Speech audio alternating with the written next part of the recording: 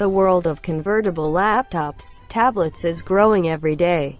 As we saw back in May at its global press event, Acer has its own version to throw in the mix, the Aspire P3. Our initial impression was that Acer made an ultrabook trapped in a tablet's body.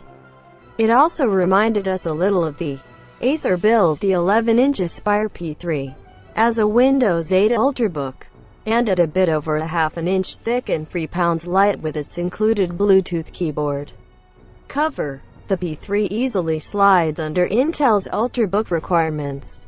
A nice-looking slate that ships with a keyboard cover. Unlike the Surface, the Aspire P3, like the Surface, starts at $900. At that price, it's a hard sell given that similarly priced alternatives have better screens and battery life. Popping the screen out of its keyboard cradle, the P3 becomes a 174-pound tablet and bears a striking resemblance to the company's higher-end UA hybrid device that we were pleasantly surprised by, considering its affordable price of $750. The W700 impressed with its long battery life and 1080p screen. So what does the Aspire P3 have to offer that its cousin doesn't have? When popped out of the keyboard cover, the Aspire P3 is a rather nice, if simple-looking Windows 8 slate.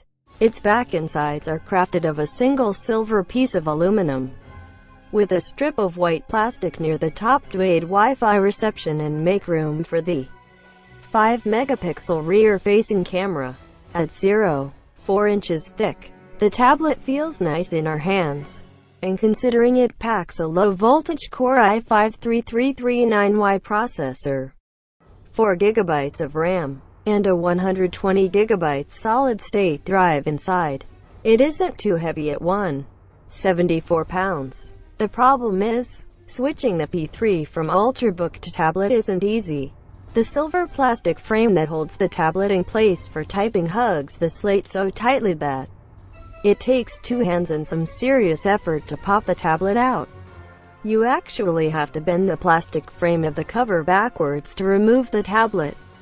And the power button and volume rocker sits on the right-hand edge, right where you instinctually want to place your thumb when trying to remove it.